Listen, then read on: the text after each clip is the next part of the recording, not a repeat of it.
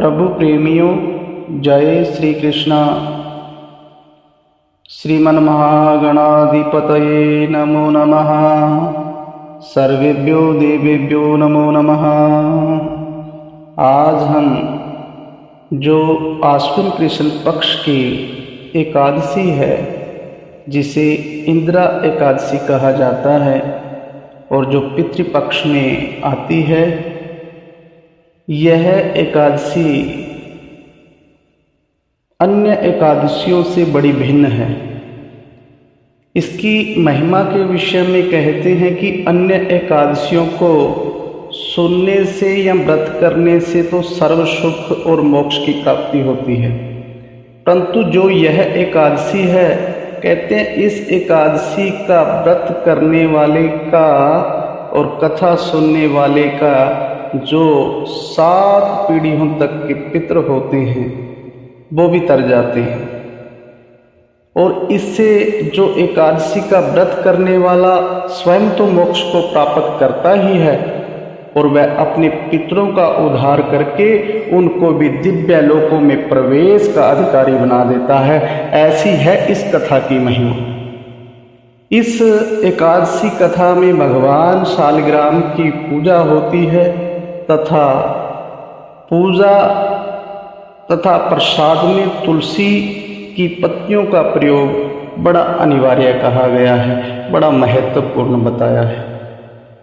इस कथा के विषय में अब धर्मराज युधिष्ठिर जी ने भगवान कृष्ण से पूछा, हे जनार्दन, जो आश्विन मास के कृष्ण पक्ष की एकादशी उसका नाम क्या है और इसका जो व्रत है उसकी विधि मेरे को बताएं, और इससे जो इसका व्रत रखते हैं या इसका व्रत किया जाता है तो उसको क्या फल मिलता है, उस सारी बातों को बताने की मेरे पे कृपा करें। तो यहाँ भगवान श्री कृष्ण ने कहा, हे राजन, इस एकादशी का नाम इंदिरा एकादशी है।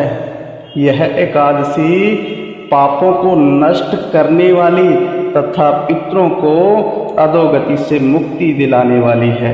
आप इस कथा को ध्यानपूर्वक सुने। इसके सुनने मात्र से कहते हैं भाजपे यज्ञ और पुण्य फलों की प्राप्ति होती है। सतयुग में कहते एक महिष्मती नाम की नगरी में इंद्रसेन नाम का बड़ा ही प्रतापी धर्मपूर्वक अपनी प्रजा का पालन करने वाला ऐसा शासक था। वह राजा पुत्रों पौत्रों और धन धान्य से संपन्न तथा विष्णु का बहुत बड़ा भक्त था।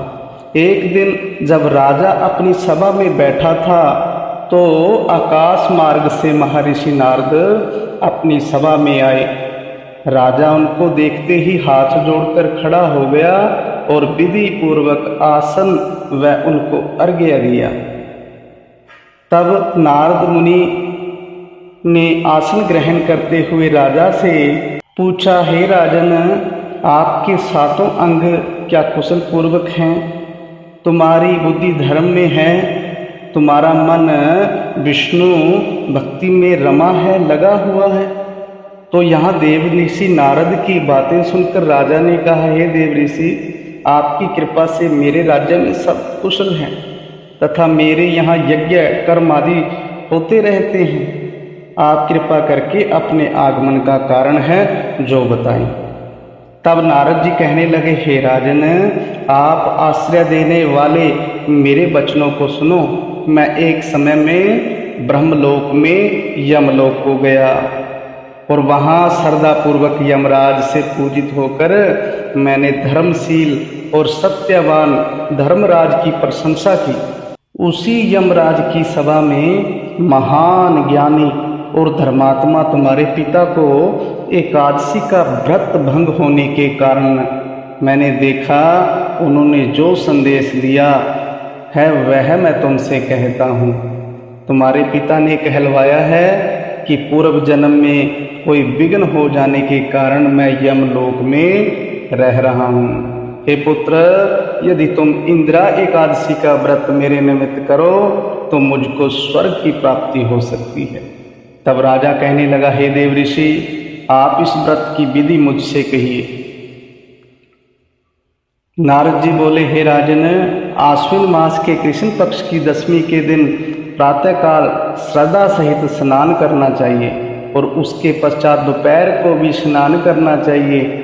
उस समय जल से निकलकर श्रद्धापूर्वक पितरों का श्राद्ध करें और एक समय भोजन करें तथा रात्रि को पृथ्वी पर शयन करें। दूसरे दिन अर्थात एकादशी के दिन प्रातःकाल दातुन करें और स्नान करें। उसके पश्चात भक्ति पूर्वक व्रत का संकल्प करें। संकल्प करते समय भगवान से श्रद्धा पूर्वक कहें, हे प्रभु, मैं आज निराहार रहूँगा और समस्त भोगों का त्याग करूँगा, कल भोजन करूँगा। हे भगवान, आप मेरी रक्षा करने वाले हैं, आप मेरे व्रत को पूर्ण करें। इस प्रकार आचरण करके दोपहर को शालिग्राम मूर्ति के आगे फल फूल रखकर उनकी पूजा करें। शाम को भगवान विष्णु की धूप दीप नैवेद्य आदि जो भी सामग्री हो उससे पूजा करें और रात्रि में जागरण अवश्य करें। इसके उपरांत द्वादशी के दिन मौन होकर बंधु बांधवों के साथ भोजन करना चाहिए। वह यही इंदिरा एकादशी के व्रत की विधि है। हे राजन, यदि तुम भक्ति भाव से इस एकादशी के व्रत को करोगे तो तुम्हारे पिता अवश्य ही स्वर्ग को प्राप्त करेंगे। देव ऋषि नारद जी राजा को यह उपदेश देकर के अंतर्ध्यान हो जाते हैं। राजा ने इंदिरा एकादशी के आने पर बंधु बांधवों और दरबारियों के साथ मिलकर के इस व्रत को किया। व्रत के प्रभाव से आकाश से पुष्पों की वर्षा हुई। राजा का पिता यमलोक से गरुड़ पर चढ़कर स्वर्ग को गया। राजा इंद्रसेन भी एकादशी के व्रत के प्रभाव से इस लोक में समस्त सुख भोग करके अंत में स्वर्ग लोक को प्राप्त हुए। श्री कृष्ण भगवान ने अंत में कहा, हे धर्मराज युधिष्ठिर, यही इंदिरा एकादशी का महात्म्य है। इस कथा के पढ़ने व सुनने मात्र से ही समस्त पाप नष्ट हो जाते हैं और अंत में स्वर्ग लोक की प्राप्ति होती है। इसी के साथ बोलिए विष्णु भगवान की जय, सनातन धर्म की जय। जय जय श्री राधे, जय जय श्री राधेश्याम।